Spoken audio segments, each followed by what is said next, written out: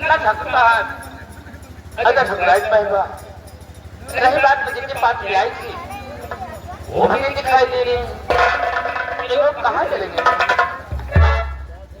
आप मालूम होगा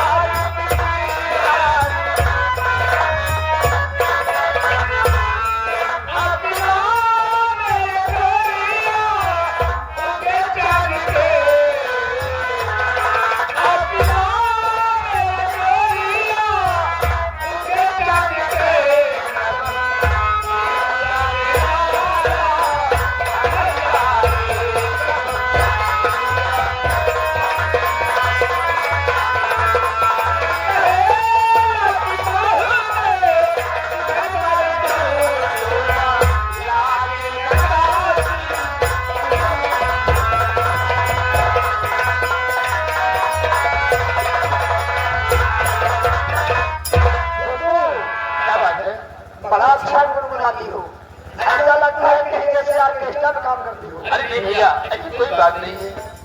अच्छी बात है गुनगुनाना, लेकिन कान भी ध्यान देना अच्छी बात है। बाबू साहब का हवेली में आई हो। हाँ जितने कमरे हैं सारे कमरे में झाड़ू लगाकर सफाई करना है। उसके साथ में भगवान साहिबा का नाश्ता पानी का जुगाड़ भी करना है। ठीक है ये लीजिए झाड़ू, सारे कमरे की सफाई हो जाएगी।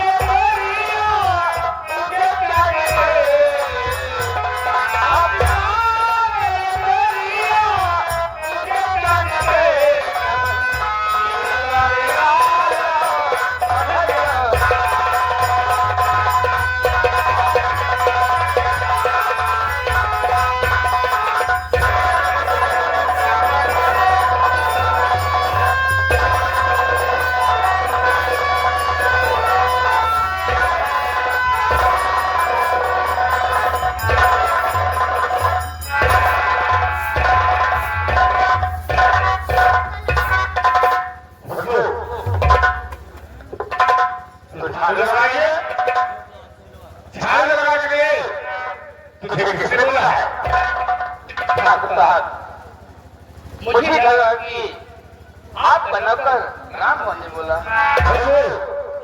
राम हो साला पागल है। अरे मैं तुझे झाड़ लगा के छोड़ दिया।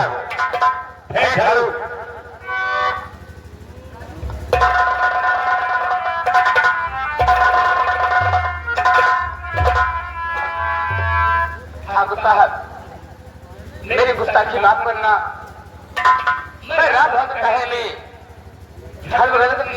वैसे तो ठाकुर ठकुराई का प्रयोग ले रहे हो ठीक बाजार में।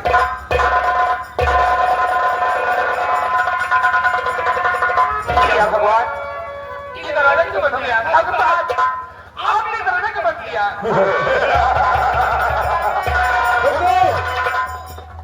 मुझे मालूम था कि तू यहाँ से भागने की कोशिश करे, इसलिए मैंने कमरे के हर दरवाजे हर खिड़कियां बंद कर दी। मैं आपकी हाथ जोड़ती हूँ, आप मालिक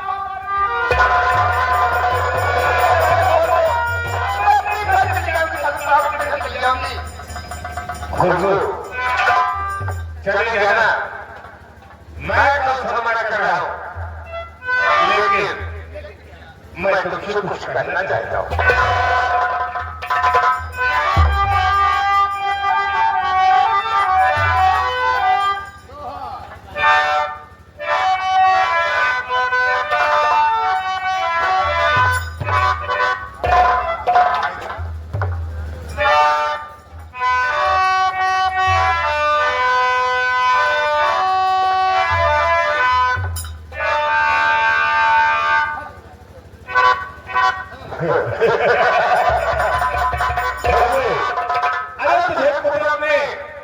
क्या बनाया है? कुदरत ने तुमको कितनी अच्छी बनाया है।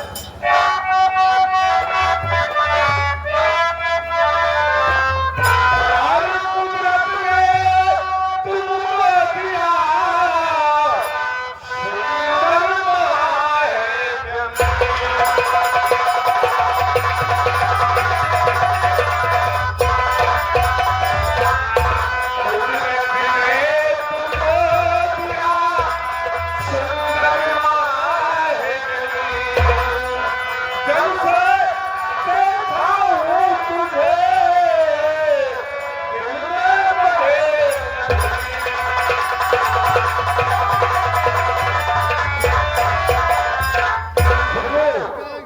कुदरत ने तुमको दिया सुंदर महल में, जब से देखा हूँ दिल में बसना।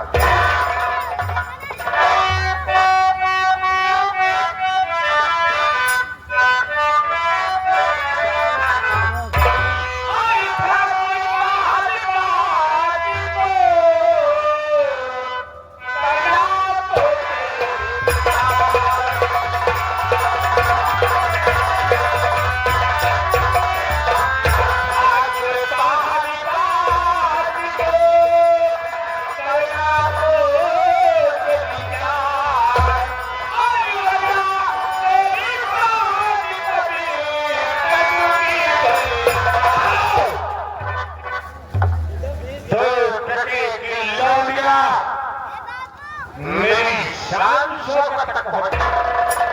अरे मैं क्या करूं? ये तो साला मेरा दिल पागल है, जो तुझे कुर्बान है। सुन मेरी बात,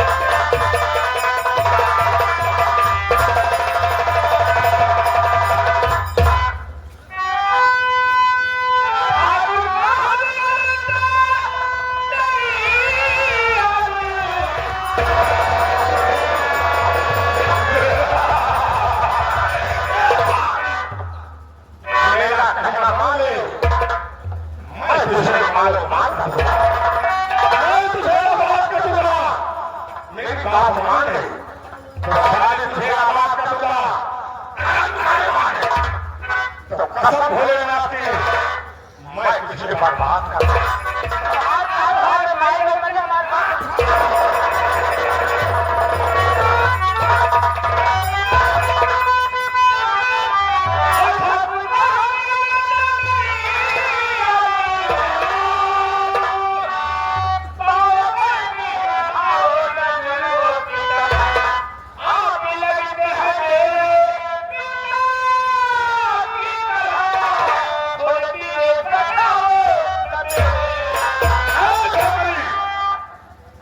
ज्यादा ही बातें कर रहे हैं।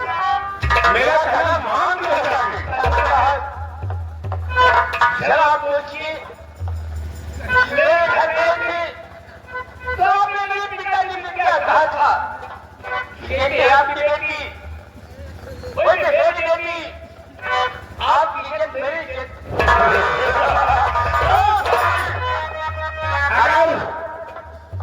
तेरे बाप साले को मैं ऐसा नहीं कहता, तो तेरा बाप तुझे हवेली पर नहीं सकता। यही तो हम क्षत्रियों की सरहद है। सुन मेरी जान, एक और कलम लगा लिया, चाहे जान लगा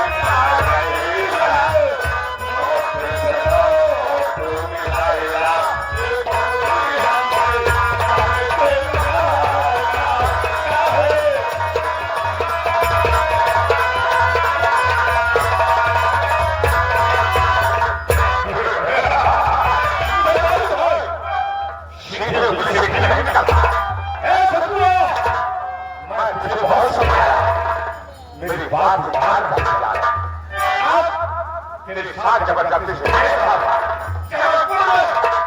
किसी को मदद तो मदद मांग देखता हूँ आज इस सलामपुर में तुझे कौन बताता है तेरी इज्जत से तो खेल कर रहूंगा मैं कसम खा रहा हूँ जब तक तेरी इज्जत नहीं लाऊंगा तब तक तेरी सांस नहीं लूंगा।